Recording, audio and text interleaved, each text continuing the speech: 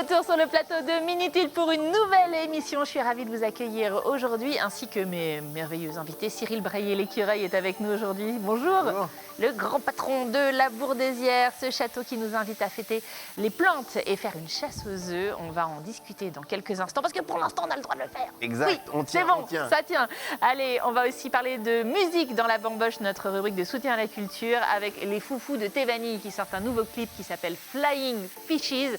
On le découvrira à la fin, mais cette image, mon Dieu, on les reconnaît tout de suite. Hein. On reconnaît l'esprit. Et on termine ce plateau merveilleux avec Joël Afkin. Salut Joël. Bonjour. The King of the Libraire of the région Centre-Val de Loire. Certains livres sont en lice pour le Grand Prix TMV. Voilà, la boîte c'est à livres. reparti. C'est ça, c'est la Tout à 8e fait. édition, c'est ça? C'est la 8e édition. En général, TMV l'annonce au printemps. Voilà, c'est fait.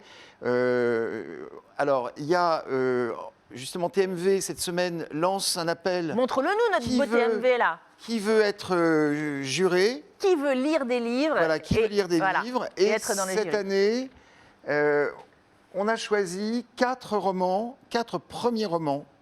Ce sont tous des premiers Ah, romans. c'est tous des premiers romans Tous cette des année premiers romans, voilà. Pas de distinction. Et 4 premiers romans formidables, puisqu'il y a le Dorman de Madeleine Assas aux éditions Actes Sud, Tony Toucourt, Chanadad, chez POL, Grand Platinum, Anthony Van Den Bosch, au Seuil, et Danse avec la foudre de Jérémy Bracon chez Iconoclaste. Très Voilà. bien, donc tu as ces 4 livres. Montre-le-nous, ces jolis bouquins là, voilà. Là, Donc, comment vous les avez sélectionnés, ces 4 Eh premiers ben, romans? on en lit plein. On en lit une vingtaine. Il y a des libraires qui vous donnent des conseils. Ouais.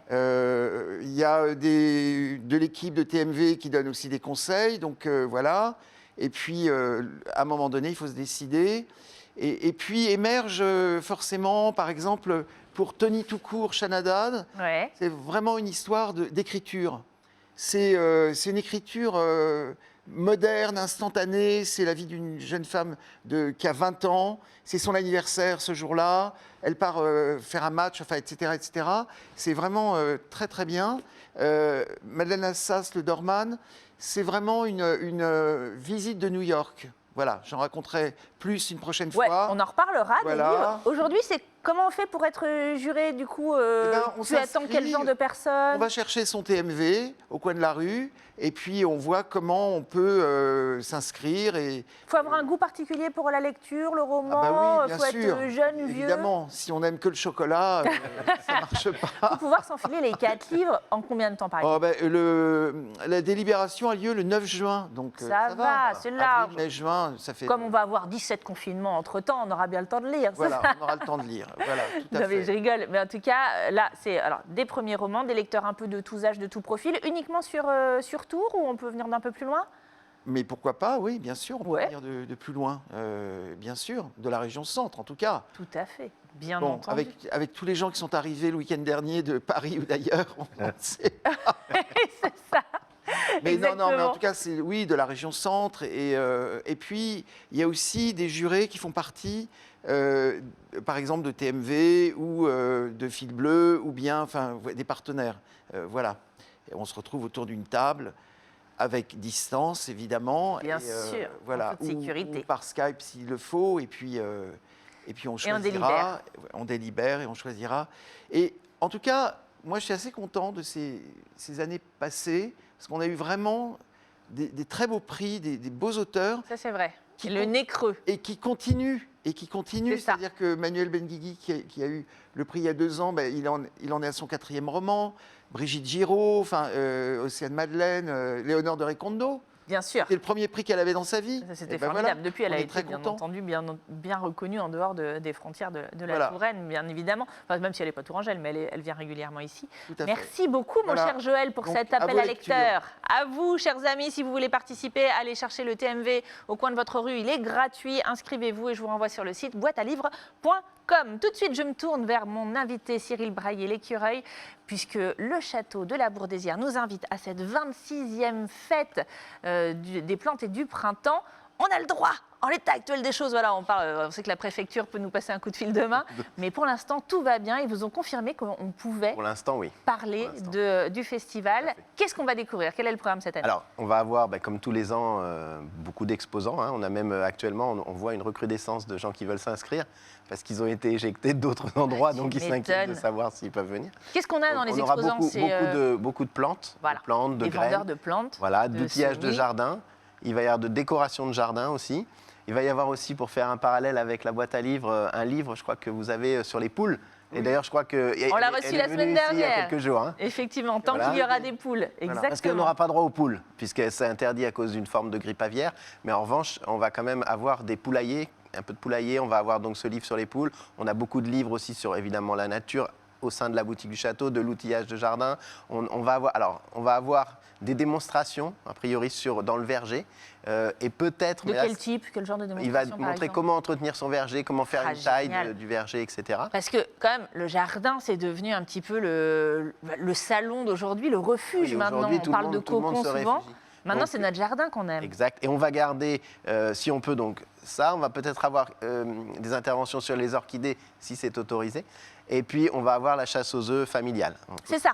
On a supprimé la chasse aux œufs enfants, attention, mais on a gardé la chasse aux œufs familiale, donc ouvert aux petits comme aux grands. C'est dans la forêt, il n'y a pas de risque, on va pas toucher, personne ne va toucher la même chose. C'est une balade en même temps dans les bois, donc c'est assez convivial. Toute la famille. Alors on limite quand même le nombre de personnes. Combien? On peut venir à combien a priori en même temps? 200 personnes, mais sur un espace très très grand, puisqu'on va probablement être sur plus de 4-5 000 mètres carrés, donc on nous dit 10 mètres carrés par personne, là on sera plus à 20 ou 30 ou 40, on va élargir la zone au maximum. Le but c'est de trouver des petits rondins de bois qui seront numérotés et qui apporteront des cadeaux, une nuit au château, ça pourra être un jus de pomme de Mathieu Guillon. C'est des gros œufs ça, une nuit au château? Ah oui, ça va être assez sympa. Ça me va, moi.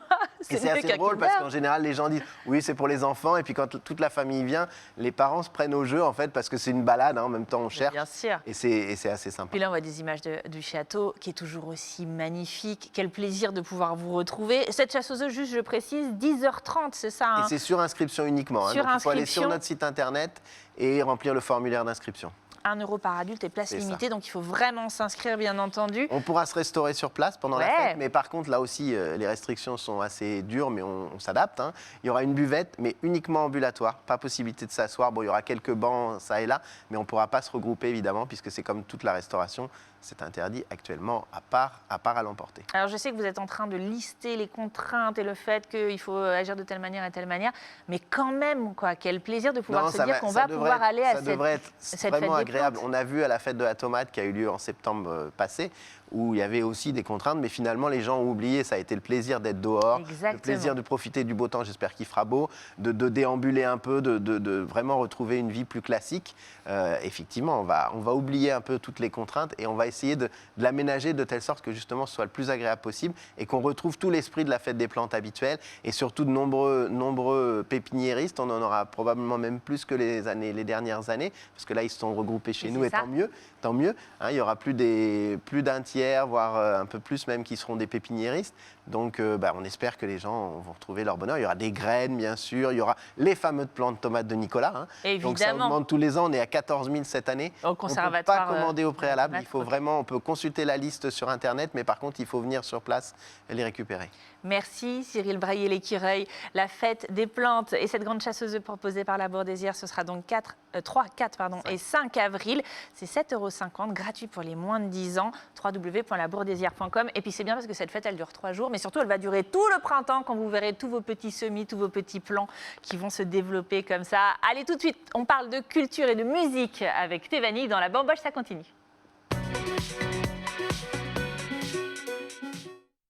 Ils sont fous, ces tourangeaux-là, et je pense que c'est ce qui fait qu'on les aime encore plus. Je crois fermement qu'un jour, il y a quelque temps, un astéroïde est passé un peu trop près de la Terre et s'est un peu secoué, et les 3 sont tombés. Ils ne sont pas de cette planète, ceux-là, et c'est pour ça qu'on les aime.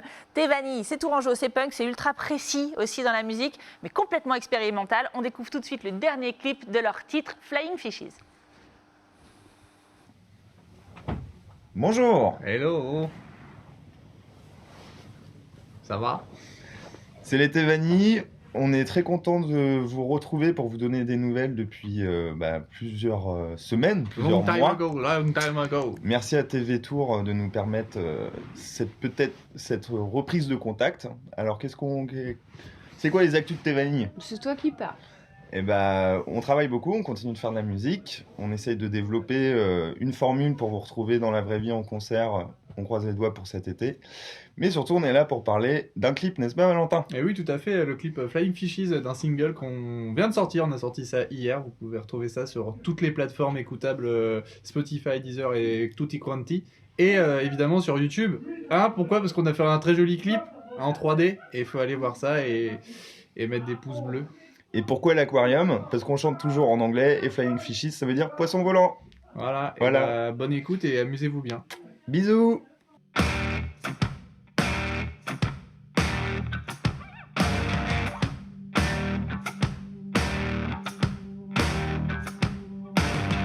Flying fishes with pride, knitting new happy stories are just to be sold to the ignorant human.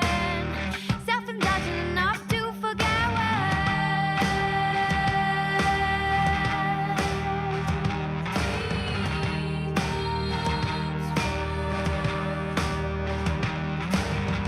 no one knows it better. Dreaming of the fishes, the sign seems like we will never start to learn from our past, the deadly sins. Flying fishes with fur, all equipped with shark teeth, weapons to fight back. I can see the future. There's a world outdoor that we found. Oh, how does it feel? Drinking from declining clouds, hoping for another reason to justify once again how we can compensate.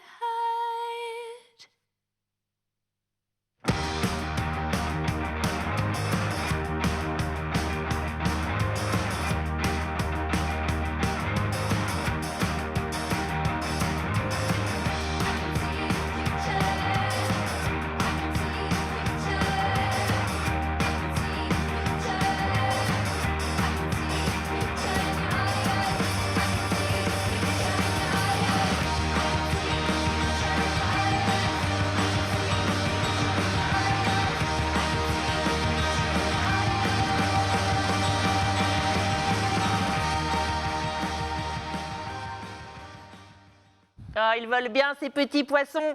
Bravo à Tevani, Flying Fishes, pardon. Le single est dispo un petit peu partout sur les plateformes.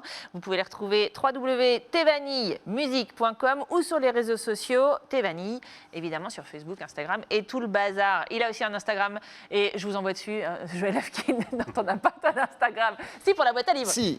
C'est ça. Virginie L'alimente. Voilà, tout à fait. Très bien. L'assistante. Allez, retrouvez Joël sur les réseaux sociaux. C'est la fin de notre émission. Merci à tous de l'avoir suivi. Merci à Joël Afkin.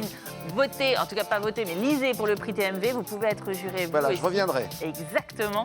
Et puis Cyril Braillet-L'écurie, on se donne rendez-vous à la fête des plantes à la Bourdesière. 3, 4 et 5 avril prochain. Nous, on se retrouve demain avec un nouveau numéro de Mini-Teens, mais spécial court-métrage et du coup long format. Eh ben oui, on n'est pas une contradiction près. Bonne soirée sur TV Tour Val de Loire. Salut!